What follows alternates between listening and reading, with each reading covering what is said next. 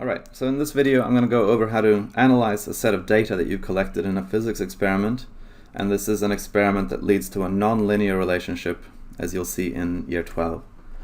So this is a set of data that was collected in an experiment where a trolley was rolled down an incline, so a bit of a slope, and what we changed was how far we allowed it to roll, and what we measured was the final speed that it reached. And this experiment was the speed was measured using a light gate, which gave a very accurate or very precise value for the speed. The speeds were recorded 3 times for each distance, so that we could take an average to reduce the random uncertainty in or random error in the experiment. So what I'm going to do first is just add an average here, and to compute the average for each of these rows, I'm just going to write equals average, an open bracket, and then highlight the 3 cells that I want to average. So that's now the average of the top row, and you can see that it is, because 162, 3, and 4 should be 163. To compute the average for each of the following rows, I'll just left click on the little blue box in the corner and drag it down to autocomplete. Okay, and now you can see that these are the averages for each row. We should really keep it to 3 significant figures because that's what our values were measured to. So I'm just going to change it to 3 significant figures by using these decrease and increase decimal places buttons. And you'll see that this one was 0.420. It had reduced it automatically, the spreadsheet. And the distances, they were measured with a millimeter ruler, so we should really have that to the correct precision, which is 3 decimal places as well. So now all of this data is correct. I'm just going to do a few things to neaten up the table. So I'm going to add another row above here, insert one above, and then I'll call all of this speed so I don't have to have so much writing. So this is the final speed reached by trolley, and that's in meters per second. And then I will center that, and I will merge these ones to make it a little bit neater and just align it in the middle. And then now I don't need all these units here because I've got it in the heading up above. So I'll just fix that as well.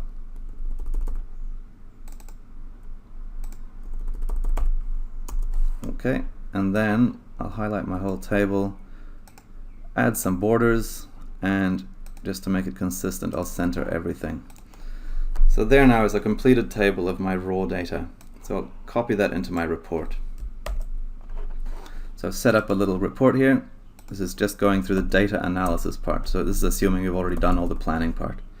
So raw data table, and I'll change that to a heading, maybe that kind of heading. And I'll paste it in, and I'll paste it unlinked just in case I accidentally make some changes to my table in the spreadsheet. Okay.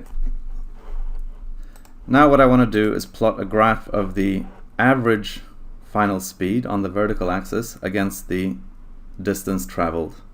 So now that I've worked out the averages, I don't really need these 3 columns, so I'm just going to hide them so they don't get in the way.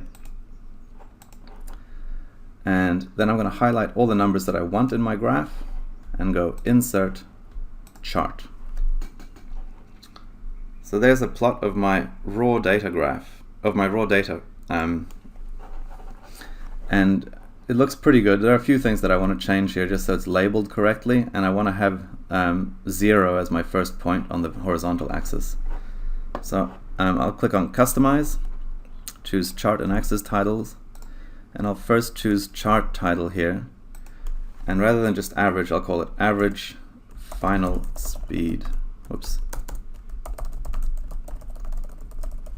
In meters per second versus distance.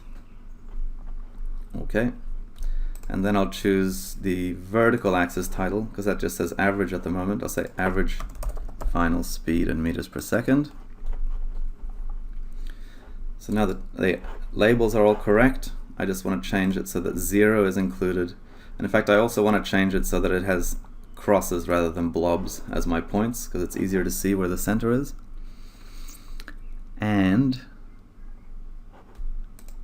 I then want to click on the horizontal axis and tell it that the minimum value should be 0.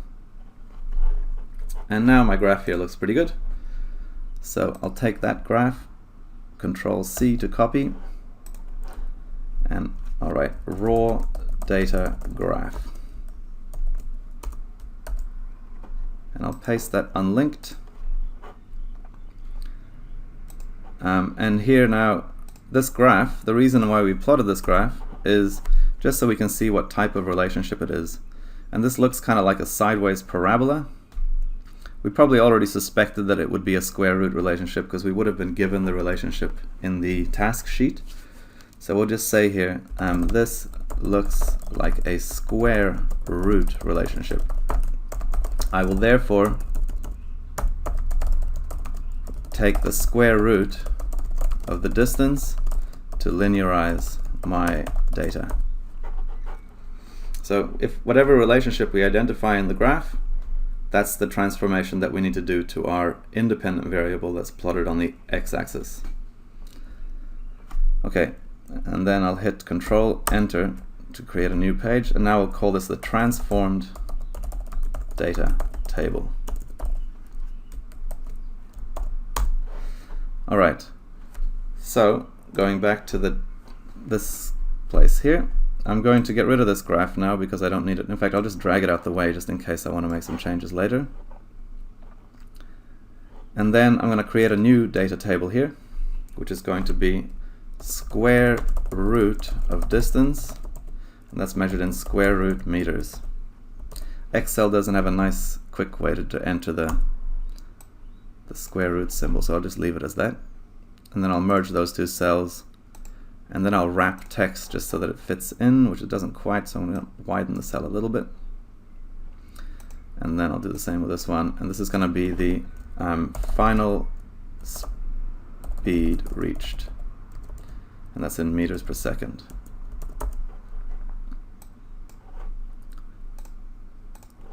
Oops, and then I'll merge those two. There we go. So the square root of the distance, we just punch equals, and then we write the function sqrt, which is how Google Sheets does the square root. And then we'll click on the thing we want to square root, which is this 0.1 here. That's our first distance value, and then we'll hit enter. That's now worked out what the square root is in this. And I will click on this little square again and autocomplete, so it works out the square root for each of those values below. I then want things to the same precision that I measured it, so I'm going to reduce the decimal places until I have just 3 significant figures, which I had in my original data. The final speed reached is unchanged. This is going to be the same value that I measured before, which is this. And then I'll autocomplete, and it'll copy that number from each of those boxes. Highlight the whole table, let's add some of these borders, and let's center all the data. Okay, so that's now going to be the transformed data. I've got the correct transformed unit here for the square root of distance, and all of my data is there. I'll copy that and put that into here. And I'll paste that unlinked. And just to show that I understand what I did, I'm going to include a sample calculation here. So to determine the square root of the distance, I did the following for the first value of the distance. And then I'm going to go insert equation, and I'm going to go you can insert various things. So if you want a square root, you can click it there, but you can also there are some shortcuts. So /sqrt gives you a square root automatically. So square root d, and then equals square root 0.100 meters, which is equal to 0.316 square root meters. Okay, so that just shows anyone reading my report how I got these values. Okay, the next thing we want is our linearized graph. And to get the linearized graph, we just do this. So we have the the new data here. We'll just highlight the numbers that we want to use and choose, once again, Insert Chart. And this now is our linearized data, and it looks like quite a good straight line, so that's promising. Just need to do a couple of things once again just to format this correctly. We want to change to crosses instead of blobs. We want to add a trend line, which is a line of best fit for this data. And we want to use equation in the label, and that will give us our gradient here and our y-intercept so that we can write our equation. And the last thing we want to do is make sure 0 is included. So I'll get rid of the series thing, and I'll choose horizontal axis, and I'll choose minimum value 0. And that now shows us that the y-intercept is very close to 0 here. Okay, get rid of that. And this is our transformed graph. So I'll copy that over into our report.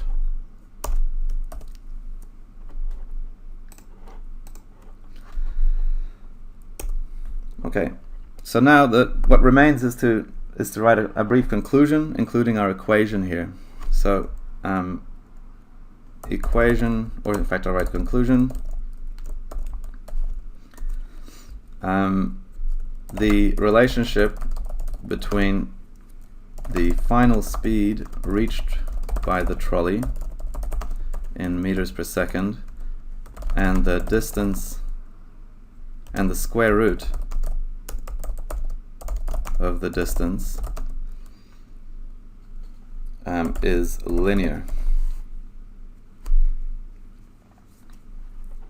So note that I've written here square root of the distance. We can show that we understand by saying this means that there is a square root relationship between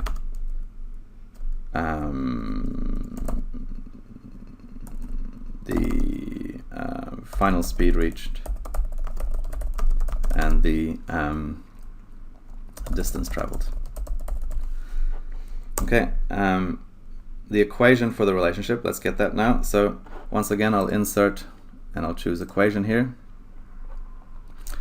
And so we want it to be like y equals mx plus c, except for y and x are going to be final speed and square root of distance. So we can say v subscript f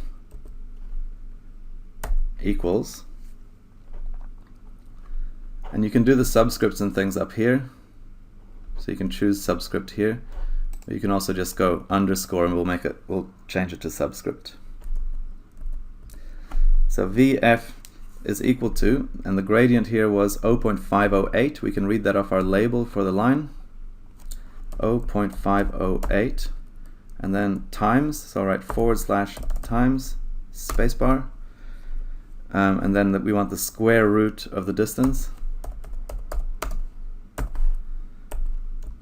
And then plus our y-intercept, but our y-intercept was negative, and this e minus 3 means times 10 to the minus 3, so we'll write here minus 0.00357. So that's the equation for our relationship from our graph. So maybe we'll write that. The equation for the relationship is, and this then takes us to the end of the data analysis part of the report. So what remains to do is to sort of comment on how that compares to theory, and then to evaluate your methods and the experiment itself. So just to recap, what we did first was we neatened up our table and computed the averages. We then plotted a raw data graph, which allowed us to identify the type of relationship that we had found between the independent and dependent variables. We stated what that relationship was. We then took the appropriate steps to transform the independent variable, which in this case was a square root, and we also transformed our independent variable unit. And I showed a sample calculation of how I did that. And then we plotted a graph of our our dependent variable against our transformed independent variable. and we included a trend line along with a label of the equation. We then wrote our conclusion, and we stated the final equation with our dependent and independent, transformed independent variable in it instead of y and x.